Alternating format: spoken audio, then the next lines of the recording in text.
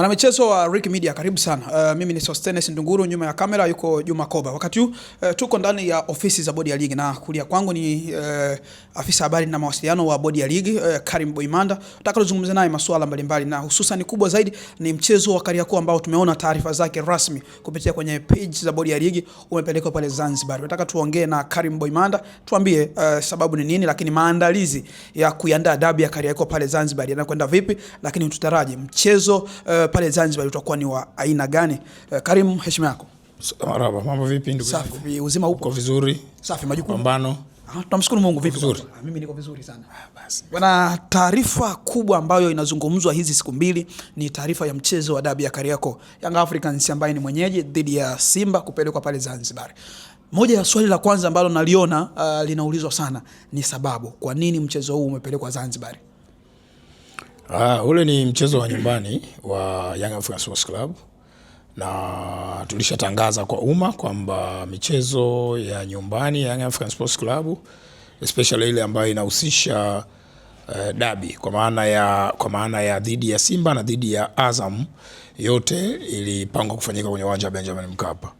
Lakini tulijulishwa baadaye na wenyewe Young Africans Sports Club kuwa wametaarifiwa na wamiliki wa uwanja kwamba uwanja ule utakuwa na matumizi mengine kwenye hiyo siku, na kwamba wao kwa mujibu wa kanuni wanapaswa kutueleza sisi bodi ya ligi kwamba uwanja wao wa nyumbani unapokuwa na changamoto wanapaswa kutujuza sisi juu ya uwanja mbadala.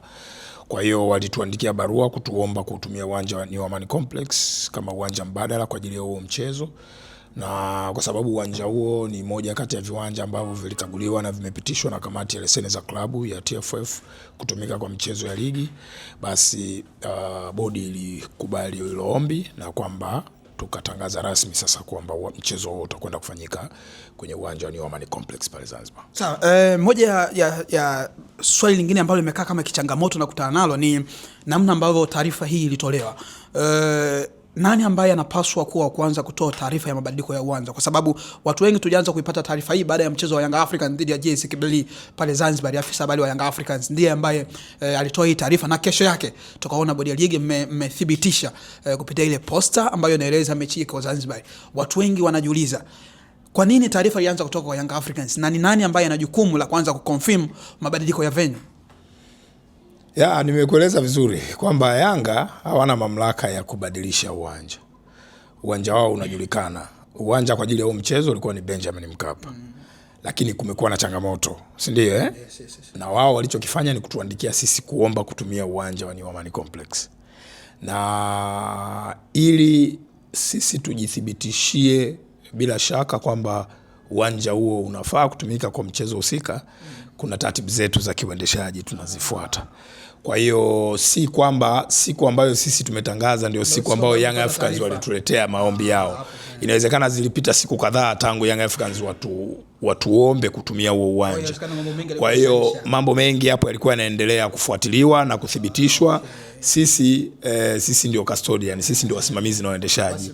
Kwa hiyo taarifa ya bodi ya ligi ndio taarifa rasmi. Basi hapo ambacho tulikuwa tunajichanganya, watu wengi tulikuwa tunafikiri labda siku ile Young Africans baada ya kutoa taarifa ndivyo wakatuma barua kwenu. Kumbe inawezekana mambo mengi, procedure nyingi zilishafanyika before. Sahihi, barua kutoka Young Africans tulikuwa tumeipokea siku kadhaa nyuma, na kwamba tulikuwa tu kwenye zile taratibu za kiuendeshaji za kujiridhisha kwamba mchezo utafanyika kwenye uwanja, ikiwemo kupata uthibitisho wa wamiliki wa uwanja na kadhalika. Kwa hiyo kila kitu kilipokamilika ndipo tukatangaza, na ndio utaratibu wetu sisi wa kiuendeshaji. Sawa.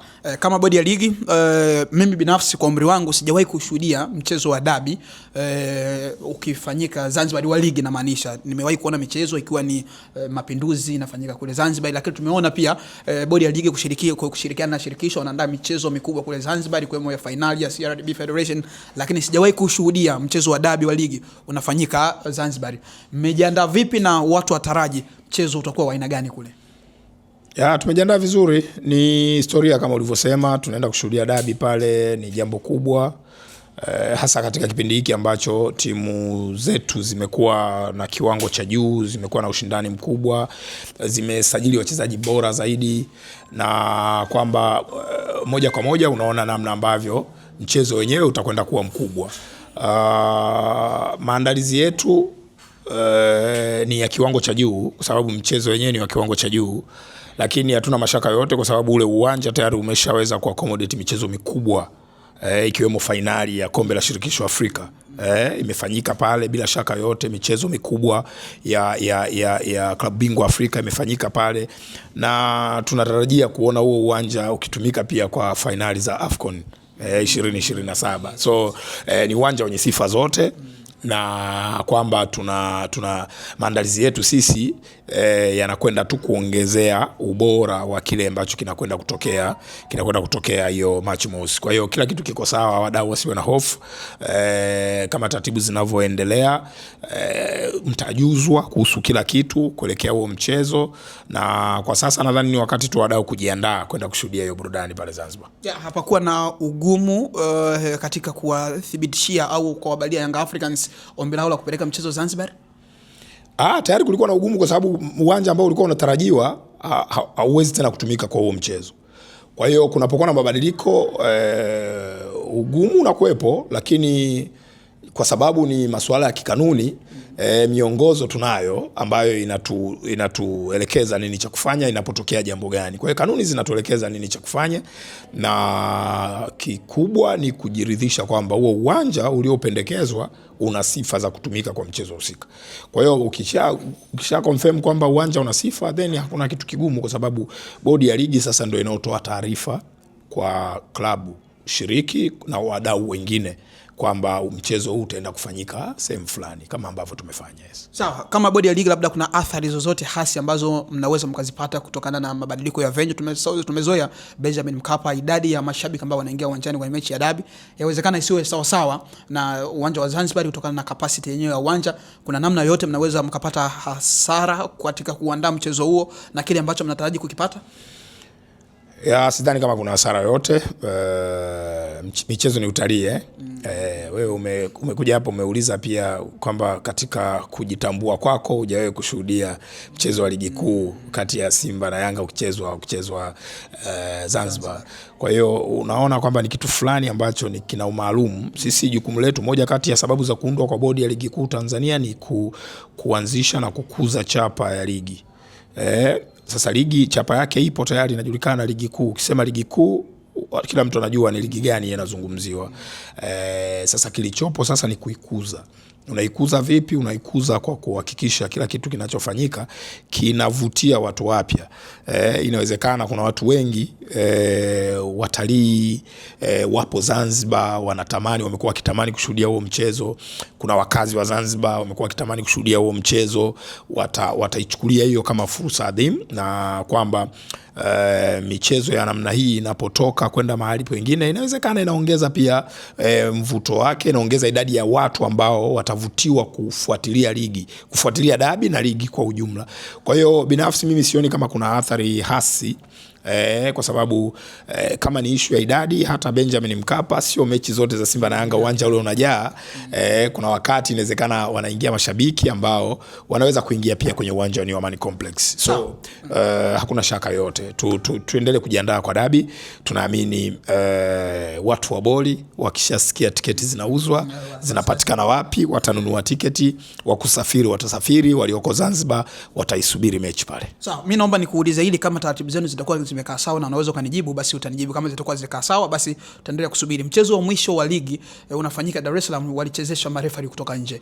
Japo walikuwa na mambo mengi, sitaki kukumbusha ambayo yalitokea, lakini nataka tuzungumzie hapa kwa marefari. Mchezo ambao ulifuata wa Ngao ya Jamii ulichezeshwa na marefa wetu wa ndani, Ahmed Arajiga alikuwa kati. Tunarudi tena mchezo wa ligi. Tutegemee kuona marefari wa nje au taratibu zenu bado hamjaamua au mtaendelea marefari wa ndani? Waamuzi wa michezo yote ya ligi unayoiona wanapangwa na kamati ya waamuzi ya TFF.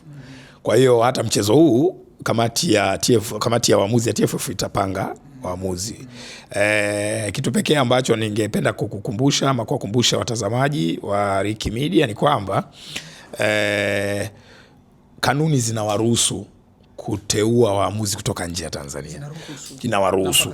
Zipo wazi kanuni. Kwa hiyo kama wao wataona inafaa kuleta waamuzi kutoka nje, hakuna shida. Lakini wakiona wacheze waamuzi kutoka ndani, hakuna shida, kanuni ziko wazi, naeleza hivyo na zinatoa ruhusa hiyo. So kwa sasa hivi hapa msemaji wa bodi ya ligi hawezi kukuambia kwamba mchezo huo utachezeshwa na waamuzi kutoka ndani au kutoka nje, kwa sababu kanuni inasema kamati ina uwezo ama ina mamlaka pia kuteua waamuzi kutoka nje. Sawa. La mwisho hili kuhusiana na huu mchezo wa dabi. Nimeona watu wengi ambao wale wanatoka mikoa ya mbali, Mwanza, Mbeya, ni kama hawajaipokea hii taarifa vizuri ya kupelekwa mchezo wa dabi Zanzibar. Ni kama wanaona ni mbali sana, gharama za kufika Zanzibar wanaona kama zitakuwa kubwa. Unalipi la kuambia wewe kama afisa habari wa bodi ya ligi? Ya mimi cha kueleza ni kwamba si kwamba Young African Sports Club wameamua tu kuhamisha mchezo wao kutoka Dar es Salaam kwenda Zanzibar. Kuna changamoto ndo ambazo zimesababisha mchezo uame. Kwa hiyo inapotokea changamoto, mashabiki wa soka wanafahamu kwamba hata huo mchezo wenyewe tunaoupenda sana, huo mchezo wa soka umejawa na changamoto nyingi uwanjani. Kinachotupeleka uwanjani kushuhudia ni zile changamoto ambazo wachezaji wanapeana uwanjani. Kwa hiyo ni mchezo ambao unabebwa zaidi na changamoto. Kwa hiyo inapotokea challenge ya mtindo huu ni kuipokea na kuona namna gani ya kukabiliana nayo. Kwa hiyo wito wetu sisi bodi ya ligi kuu Tanzania, baada ya kuwajuza kwamba si kwamba kuna mtu mmoja ameamua tu kwa matashi, kwa utashi wake na mapenzi yake kwamba na utoa huu mchezo hapa na upeleka sehemu nyingine, hapana.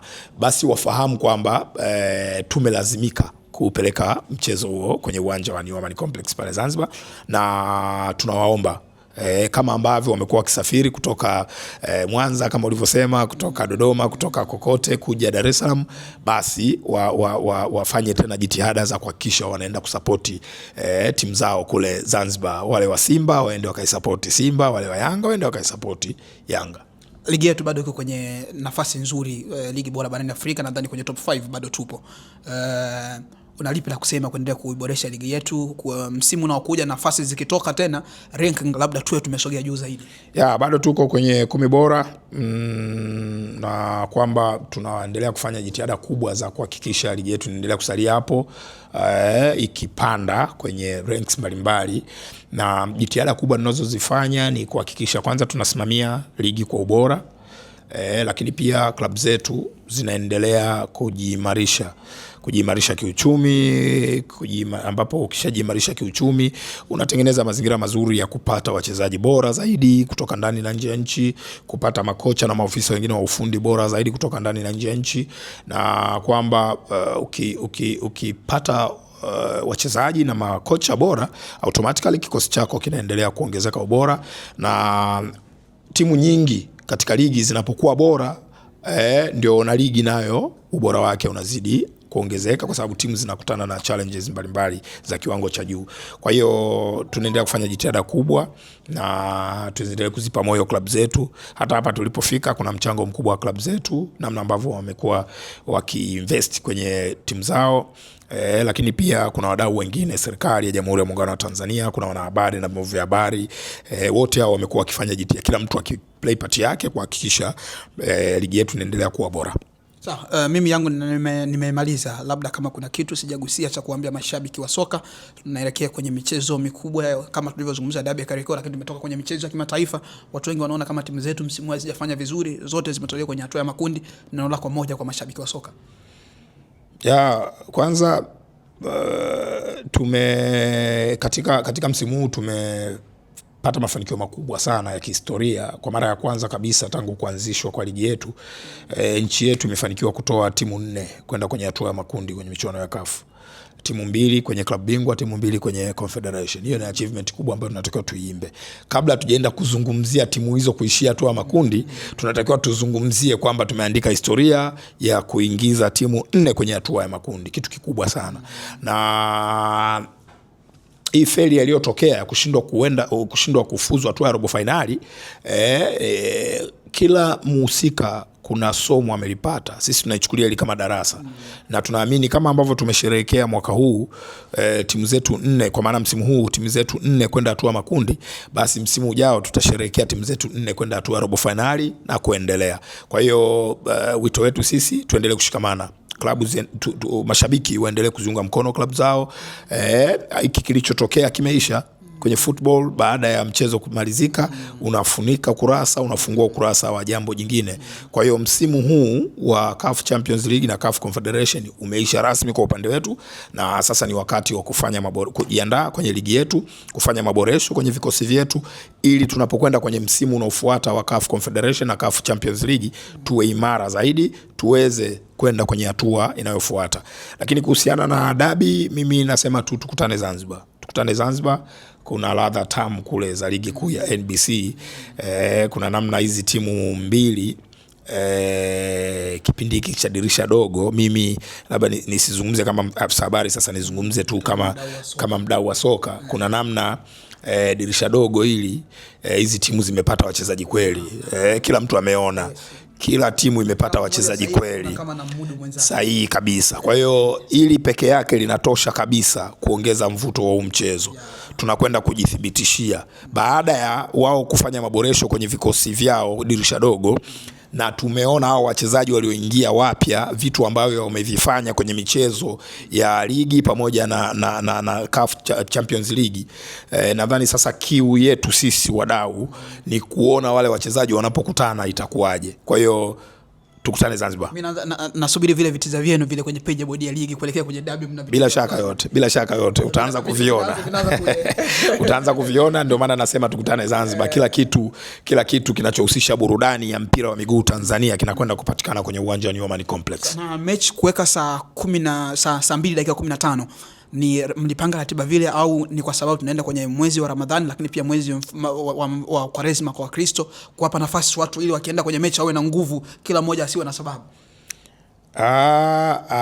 Utakumbuka michezo mingi Zanzibar imekuwa ikipangwa muda huo, sio tu dabi, hata michezo ya ligi ambayo michezo mingine tu ya ligi ambayo tulipeleka kule, michezo ya kombe la shirikisho kwa maana ya finali yetu tulicheza kule, lakini pia utaona hata michezo ya kombe la mapinduzi tunashuhudia kule inachezwa. Kwa hiyo kuna utamaduni fulani pale kwamba muda huo unakuwa ni muda mzuri zaidi ambao watu wanakuwa wamemaliza shughuli zao na nini tunacheza.